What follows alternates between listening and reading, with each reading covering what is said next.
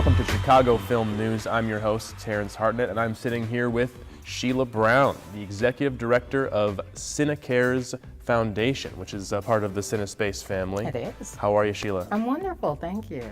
Tell me about what CineCares does. Well, CineCares is the community-facing charitable arm of CineSpace Chicago Film Studios, and we primarily exist to provide opportunities in education and job training for the TV and film industry.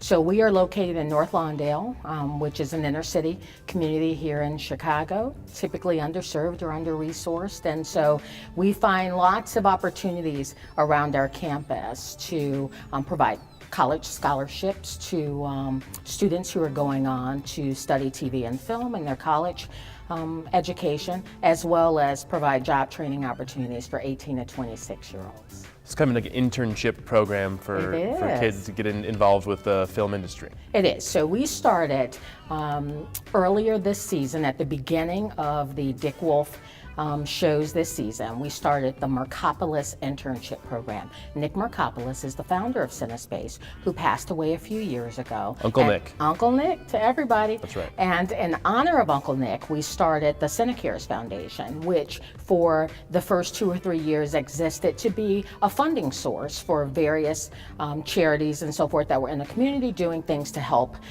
neighboring folks and associations. And in the last year, we decided to kind of turn insular and say, what would Uncle Nick really be proud of and what would he want? And so we started the Mercopolis internship program, which is an internship for youth ages 18 to 26 who have at least a high school diploma.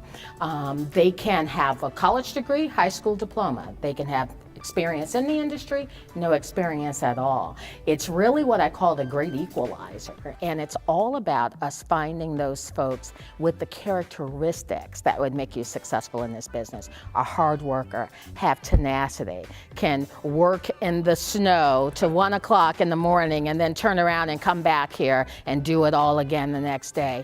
So who are you partnering with to get these internship positions? NBC Universal, they're one of our partners, and they are completely underwriting the positions for these interns to come in and work on their shows, which is beyond generous.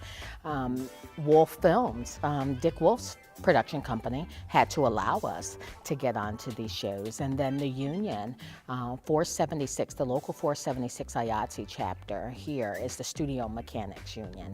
And they had to allow us to come in and shadow their workers and their union members and so forth to do it. So with the 4 entities, CineCares, NBC, Wolf Films, and the local chapter of IATSE, we all are needed and critical partners in that process to make it happen. I saw you say that one of the challenges your interns face is the need to be a mythbuster. Well, I try and be real with the interns. I'm a person that's been in TV and film for 25 years or so, and quite often I was the only one of my persuasion that was in a room or working on a project and so forth. And so the majority of the folks that we're bringing in, because they're from underserved community, are either African American or Latino. And so I try and tell them, you're going into an environment where you will truly be, a minority in that space. And you're also coming from communities where people have these myths that, oh, well, so many of the people are unemployed, they're lazy, or, all of the young men are gangbangers or drug dealers and so forth. There are hardworking people that just need opportunities. And so I said, when you go in and you start kicking major butt, which I know you will, it's gonna start myth busting, it's gonna start telling people that, oh, because they came from the west side of Chicago, doesn't mean that they don't deserve to be here or can't perform at this level. Absolutely myths. You've been in production for a long time. And you even did some production work for the Chicago Bulls in the 90s. Back in 1991, I joined the staff of Sports Channel Chicago, which is now NBC Sports. Okay. At that time, the Bulls had just won their first championship. And so I started in programming. I was a programming assistant for a year, but I knew I wanted to get in production.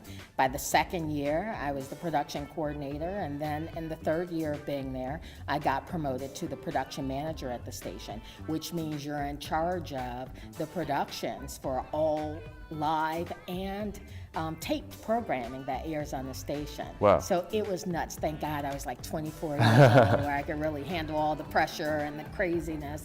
But yeah, during that time, the Bulls won their 6 championships, and it was fantastic. A good time to be around the Bulls. It was a good time to be around them. You know, I would travel, and I would say to people all the time, man, traveling with the Bulls is like traveling with the Beatles. Now, I wasn't even born when the Beatles were really doing their craziness, but I would say it has to be. I mean, it was crazy. It was mayhem everywhere we went, because you had Michael Jordan, of all people, you Right. know, on the team, and the supporting members and so forth. But it was a lot of fun. Watching at home, thank you for watching the Chicago Film News. Please subscribe to us on YouTube, like us on Facebook, follow us on Twitter, and leave a comment. Thank you for watching.